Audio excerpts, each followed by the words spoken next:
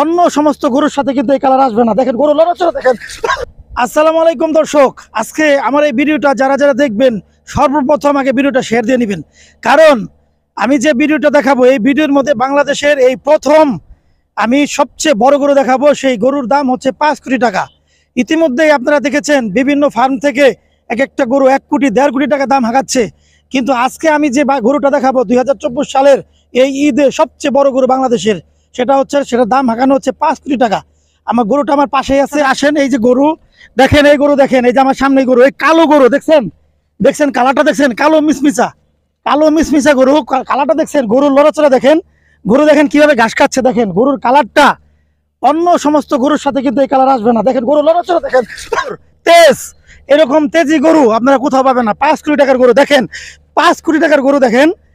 এই গরুর বিচি হচ্ছে 3টা, কেউ মাইন্ড করবেন না, 3টা বিচি এই গরুর। আর গরুর মালিক আমার সাথে আছে, আমি কথা বলবো এখন।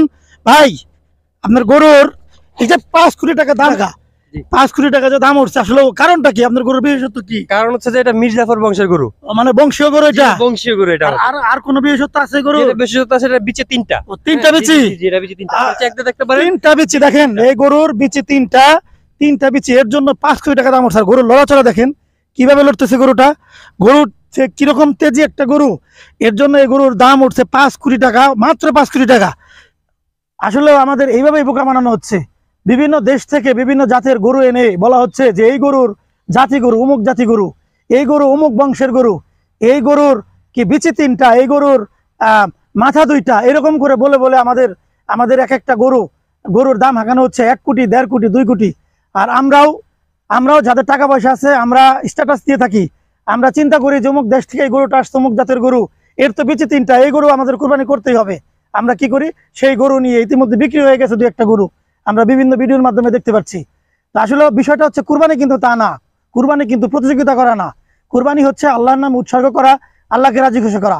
তো আরেকটা বিষয় হচ্ছে আমাদের এই ঘটনাগুলো বিভিন্নভাবে ভাইরাল হচ্ছে আমাদের মাধ্যমে, বিভিন্ন ইউটিউবার সামাজিক যোগাযোগ মাধ্যমে ভাইরাল হচ্ছে।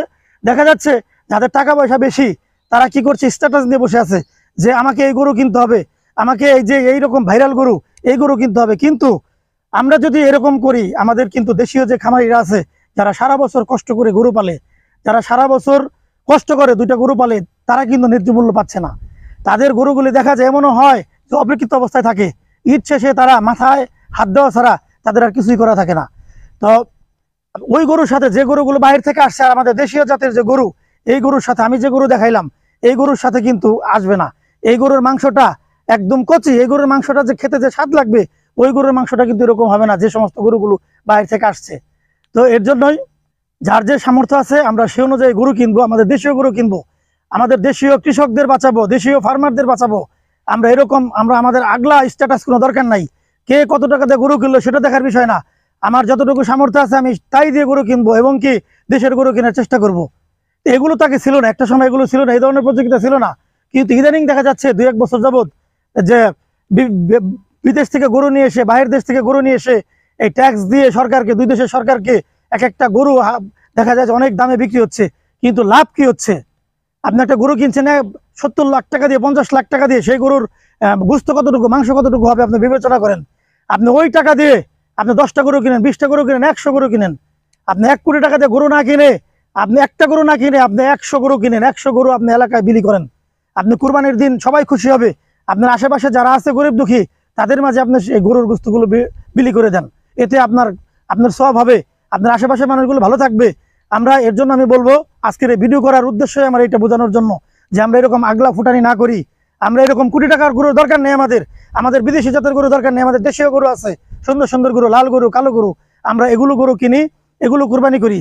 আর যারা এই যে স্ট্যাটাস নিয়ে বসে আছেন, বা এই স্ট্যাটাস থাকবেন একটা সময়, আপনি আজকে আপনার টাকা আছে, আপনি জানেন না আপনার কি ইনকাম সোর্স কি, আপনি কোটি টাকা দিয়ে গরু কিনছেন, আপনার কোটি টাকার গরুর কিন্তু আল্লাহ যদি কবুল না করে কোনো লাভ নেই। মানুষই শুধু আপনার গরুটা দেখবে, আল্লাহ পাক কিন্তু আপনার কবুল করবে না গরুটা। এর জন্য আমি বলবো যে এরকম ফুটানি থেকে বেরিয়ে আসুন, এরকম আপনার স্ট্যাটাস দরকার নেই, আপনার যতটুকু সামর্থ্য আপনি ওই অনুযায়ী কুরবানি করেন।